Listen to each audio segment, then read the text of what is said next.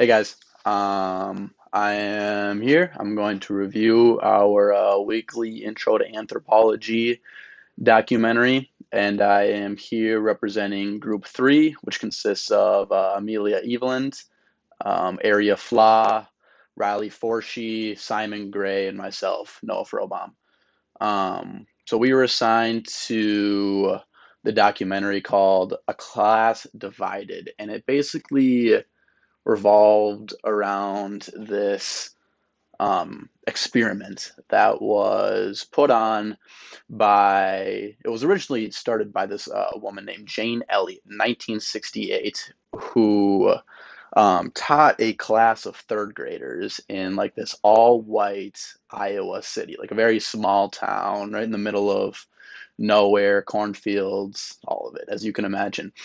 And the basis of it is that she walked into class and divided her class, which was all white kids, boys and girls, into blue-eyed and brown-eyed um, kids. I wasn't sure if like literally there was exactly only blue and brown-eyed, like there weren't any green-eyed or hazels or what, but she just said blue and brown-eyed people.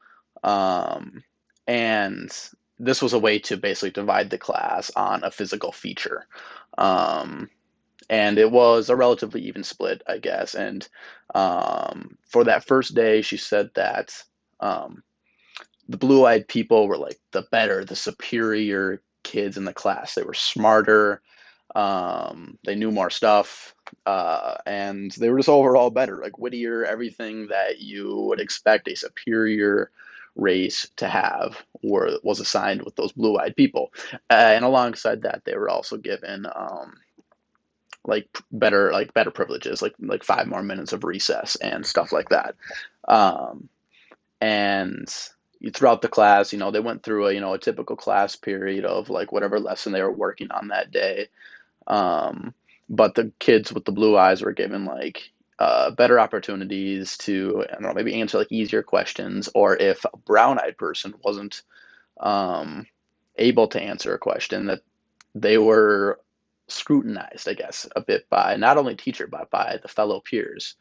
Um, and what was kind of pretty crazy was that just in the matter of a day, um, Jane Elliott said that she saw these like super like loving kids turn into just like vicious monsters basically, and it was not something that she like anticipated by any means.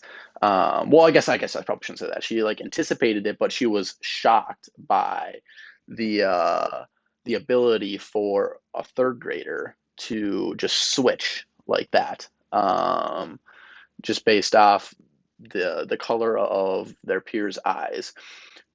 So sure enough, next day they come into class, and this time the roles are flip flop. The brown eyed kids are allowed to be the superior race in the class, and the blue eyeds were now um, they were the minority. And so the kids go out to recess, and apparently there was like, I don't know, a little bit of like an altercation that broke out, and one of the kids who had blue eyes punched one of the kids with brown eyes like in the gut. And like, I don't remember exactly like what it was about, but what was kind of crazy was that the kid with the blue eyes, who had the privilege the day before, punched a kid with the brown eyes in the gut, and they had been like friends, or they had known each other like prior for, I mean, for sure the school year, but I'm guessing like in a small Iowa town, they had known each other for years prior to that. And it was crazy to me like how like those kids were able to just um flip their thought, their image of their peer, um in the span of what, 48 hours or less than that. Totally insane. And then one of the uh, one of the kids who was a blue-eyed the day before, who had the privilege, came to class the next day anticipating the same kind of privilege, and he had worn glasses the first day. And he comes to class the next day anticipating the privilege, and he doesn't wear his glasses. And the teacher kind of points this out. It's like, "Oh yeah, little Johnny, like where are your glasses today?" And he was clearly trying to like flaunt the idea that he had blue eyes to like his peers and stuff like that, which is another like kind of crazy like psychological aspect that like the moment like somebody gets like this kind of power that they just like want to like hold on to it. But so I mean the kids were able to like kind of like understand what was happening. Um and they sat down and talked, and after like kind of the simulation had like run its course, um that they were able to like kind of come together back as one, which is good. And they were able to talk about like who experiences like that kind of like discrimination like on a daily basis, and not just like because of the color of their eyes. And they all, of course, they all knew it was like people of color and black like that, and they used the term Negroes and uh other derogatory words to describe people of color. And it also kind of got me off guard that that they were even like using that language, but I guess it was like in the 60s. But uh, later on in the film, I think it was that same exact class kind of uh, watched that film of them when they were younger, and they were like, I don't know, maybe like in their 30s, late 20s, when they like came back and watched the film themselves, and they had a circle and talked about it again. And then they ran the exact same simulation with like a whole bunch of like adults, and essentially got the same results. There was like a little bit more pushback from those that had blue eyes in the adult simulation. The ones that had the blue eyes were the ones that were being discriminated against. They were the minority, and the people with brown eyes, which a little twist, a couple people with the brown eyes were indeed people of color.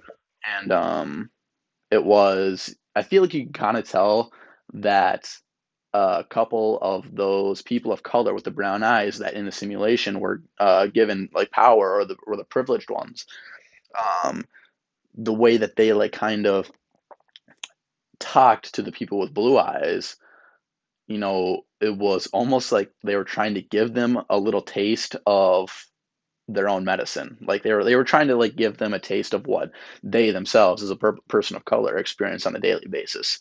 Um, which I don't know, it kind of felt like they were like kind of like enjoying it a little bit, but I guess that kind of defeats the purpose of the whole like simulation. Like the moment like someone tries to like get a get back at someone, that now we're going back to like the distribution of power.